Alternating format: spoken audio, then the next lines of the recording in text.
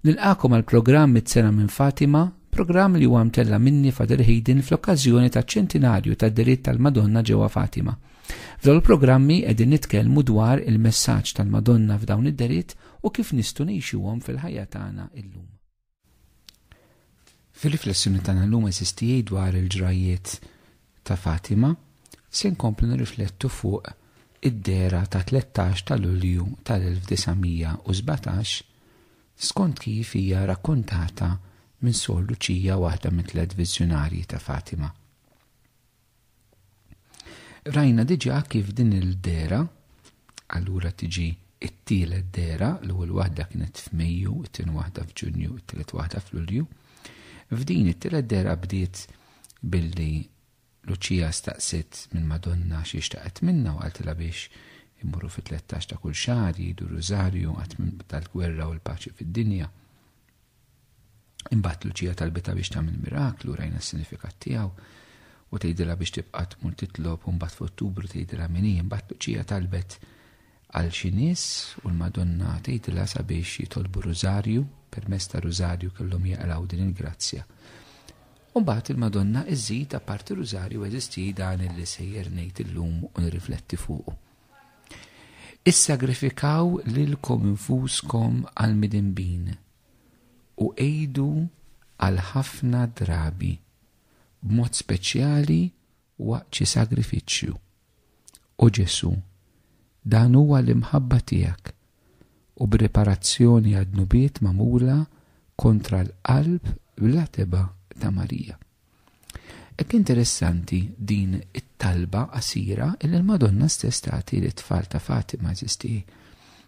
Fil-ġrajiet ta' Fatima nsibu diversi madwar 5 talbiet żgħar li jiġu mogħtija lit-tfal bejn tagħtihomlhom il-Madonna u bejn jagħtihomlhom l-Anġlu kif diġà rajna l-Anġlu illi derilhom qabel ma deret il-Madonna.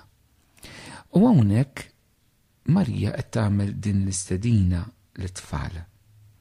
Issagrifikaw lilkom infuskom għal midinbin. Din hija tema eżisti li diġà ħarġet fil-bidu tal-ġrajiet ta' Fatima sa mid-deritt tal-Anġlu. U diġà irriflettejt dwarha magħkom, però nerġa' nsemmija għax aħna qegħdin nagħmlu mixja kronoloġika mad-deritt, mhux mixja tematika. Kieku ħadna mixja tematika naqbdu tema waħda kull darba u narawha throughout id-deritt. Imma meta nimxu b'mod kronoloġiku, jiġifieri l-affarijiet kif ġraw biex jekk aħna nitlu anke fl-esperjenza bil-mod il-mod ta' tfal, nibdew ninnutaw kemm hemm repetizzjoni ta' ċerti affarijiet. Allura l-ewwel ħaġa li rid ngħid hija proprju di ripetizzjoni ta' messaġġi li diġà ingħataw. Għaliex ir-repetizzjoni eżisti? Għaliex aħna hekk nifhmu. Alla hekk jimxi magħna l-bnedmin. Is-sejħat tiegħu dak li għandu xi jgħidilna jibqa' jirrepetih diversi drabi.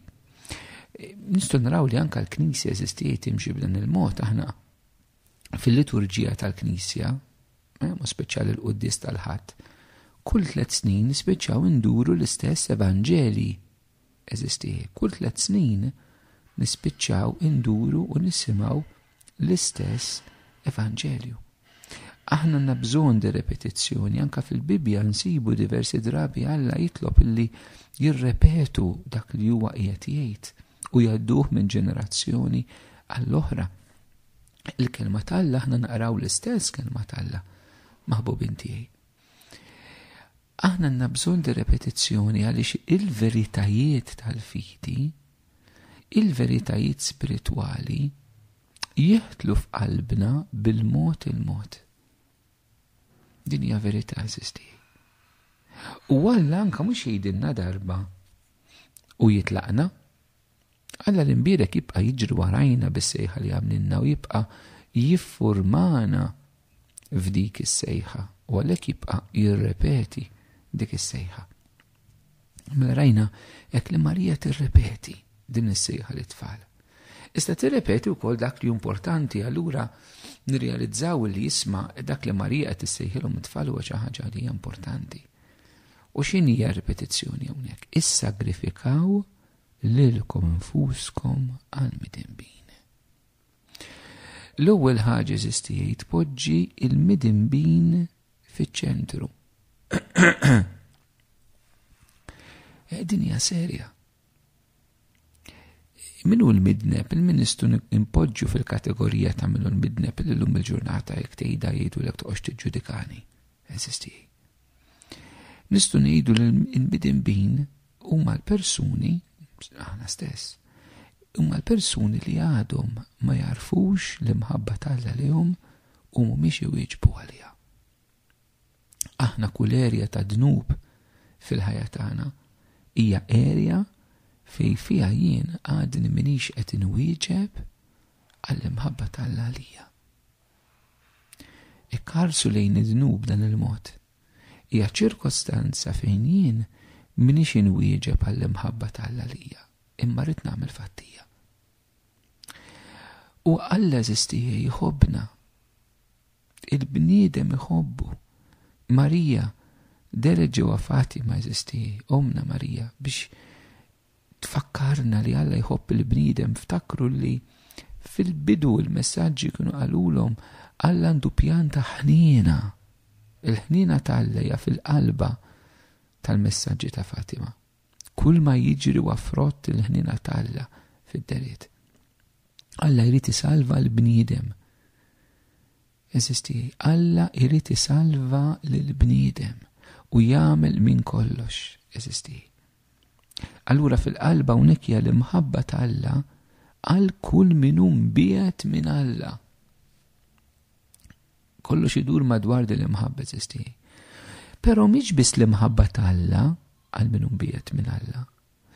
Hawnhekk il-Madonna ddaħħal it-tfal f'din l-imħabba ta' Alla l-midinbin. Iddaħħal it-tfal f'kollaborazzjoni ma' Alla għall-imħabba tiegħu li l-midneb. U x'tgħidilhom? Issagrifikaw lilkom infuskom. Ja tema li smajnija diversi drabi. Għamlu is-sagrifiċċju. It-talb u s-sagrifiċċju. It-talb u s-sagrifiċċju għal-konverżjoni tal-midinbin. Għaliex hija kollaborazzjoni? Għaliex l-ewwel m'għamilha din huwa Ġesu. Aħna ħadd ma jisalva għaliex jiena nsum għal xi ħadd. Kulħadd isalva għaliex Kristu miet għalina. Però aħna bħala Knisja, bħala dixxipli tiegħu, bħala nsara, Ġesu jiftaħ dak kollu li jagħmel għalina biex nipparteċipaw fih. Biex aħna nieħdu sem fih. Pereżempju, min hu l-predikatur fil-Knisja? Ġesu. U li ġijatina l-kelma tal-Missier. Imma jaqsam magħna fil-Knisja l-uffiċċju tal-predikazzjoni. Min ifejjaq fil-Knisja? Ġesu. Ħadd iktar. Imma jaqsam mal-Knisja l-Ministeru ta' fejqan. Min jeżorċizza fil-Knisja? Ġesu. Imma jaqsam mal-Knisja il-Ministeru tal-Eżorċistat. Min jaħfer id-nubiet fil-Knisja? Ġesu. Imma jaqsam mal-Knisja il-missjoni tal-maħfra tat-nubiet. Min isalva fil-Knisja? Ġesu. Imma jaqsam magħna anke l-missjoni ta' salvazzjoni. U Ġesu salvana fuq is-salib eżistijaj.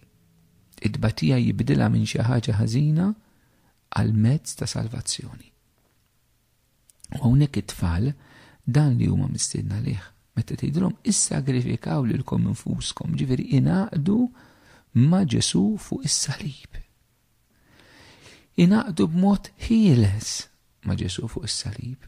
Offru lilkom infuskom b'libertà sħiħa bat ta' mħabba għal konverżjoni tal-midinbin. Offru lilkom infuskom fis-sagrifiċċji li intom tagħmlu. U rajna diġà li tfal li jagħmlu minn kollox jagħmlu sagrifiċċju eżisti. Hawnhekk il-Madonna qed terġa' tfakkarna anke aħna f'din il-mixja li qegħdin nagħmlu ma' dawn il-ġrajiet. Il-sagrifiċċji tagħna kull dbatija li aħna ngħaddu minnha minn xejn li huwa moħħli. Meta aħna naqdu kollox mas-salib ta' Kristu, kollox jista' jkollu il-valur tas-salib ta' Ġesu. Eżisti. U ma din is-sejħa tagħtihom talba u tgħidilhom u għejdu għal ħafna trabi, mela mhux ikun tant kellha tkun talba repetittiva fil-qalb tagħhom. Imma mod speċjali waqt xi sagrifiċċju tgħidu l-Madonna di talba b'xejtuha. Tista' tkun opportunità anke lina li nitalbu din it-talba u waqt xi sagrifiċċju li aħna nagħmlu nitolbuha. U x'inhi di talba?